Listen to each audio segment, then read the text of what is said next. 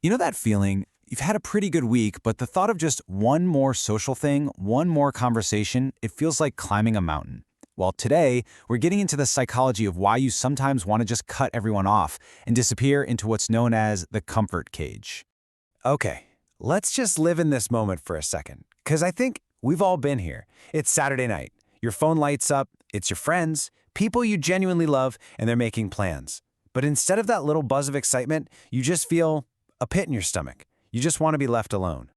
So that feeling, that urge to just pull the plug on the world, if that sounds familiar, the first and most important thing I want you to hear is this. It is so not just you.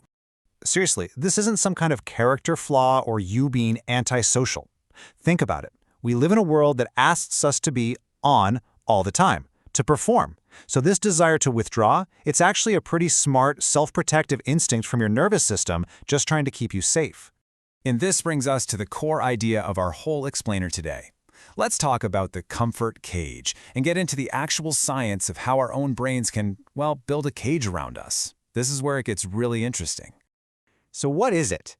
The comfort cage is that tipping point where your alone time stops being about healing and recharging and starts becoming something closer to an addiction. It's when your brain has literally learned to connect being alone with safety and being with other people with stress. And how does this happen? It's a sneaky but super powerful little cycle. Check it out. First, you dodge something social. You cancel, you ignore a text. Instantly, your brain gives you a little hit of dopamine. Ah, that sweet, sweet relief. But then, your brain starts to crave that feeling again, rewiring itself to believe that people equal stress and isolation is the ultimate reward. And this quote just nails it, doesn't it? This is the absolute key. You're not choosing to be alone because it fills you up. You're hiding because everything out there, the noise, the lights, the expectations, it all just feels like way too much. Okay, so let's dig a little deeper, because it's not always just about that simple dopamine loop. There are actually 4 really fascinating hidden causes for why your brain might be pushing you into hiding. First up, we've got something called the cortisol hangover, and you can think of this like a stress debt. It has nothing to do with who you're with, it's all about the stress you've already been through. See, after you've been under a ton of pressure, maybe a crazy week at work or some heavy emotional stuff, your system just kind of goes flat. It enters this foggy state where your brain decides to conserve energy. And what's the first thing to go? Anything it sees as non-essential, which, unfortunately, often means social, curiosity, joy, and that spark to connect. And that's exactly what it feels like. It's not really sadness, is it? It's more like a numbness. Like a light switch inside you has just been flipped to off.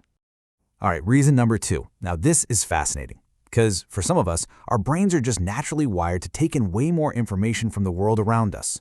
In fact, about 20%, 1 in 5 people, have what's called heightened sensory sensitivity. That means your brain is processing a whole lot more data from your environment than the person standing next to you. Wow, what a perfect way to describe it. While everyone else is just at a party, your brain is processing this incredible 4K stream of data. You're noticing every little shift in tone, every micro-expression, every conversation at once. Of course your system is going to hit overload.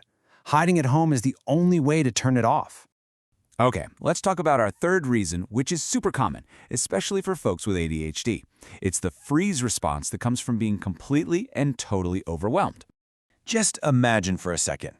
Your work inbox, your personal texts, your family obligations, they're all flashing red lights, all screaming for your attention at the exact same volume. Your brain can't figure out what to do first, so to stop itself from crashing entirely, it just freezes, and staying home feels like the only way to quiet all those alarms. And that brings us to our final and maybe the most important reason of all. This is what happens when we ignore our body's signals for too long. You know, they say the body whispers before it screams. I mean, listen to that phrase, psychic amputation. It's intense, right? If you keep pushing past the fatigue, the tightness in your chest, the brain fog, eventually your brain might just take drastic action. It might sever your desire to connect with people entirely, because it's the only tool it has left to finally rest. So this is the big question, isn't it? How do you know? How can you tell if your quiet time is genuine, healthy rest, or if you're actually stuck inside that comfort cage. And this chart really breaks it down beautifully. Healthy rest feels peaceful. It leaves you feeling calm and truly recharged.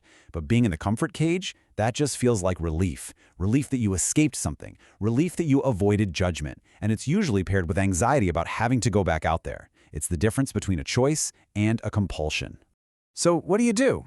Well, it's not about forcing yourself to go to a party. It's about taking tiny, gentle, micro steps.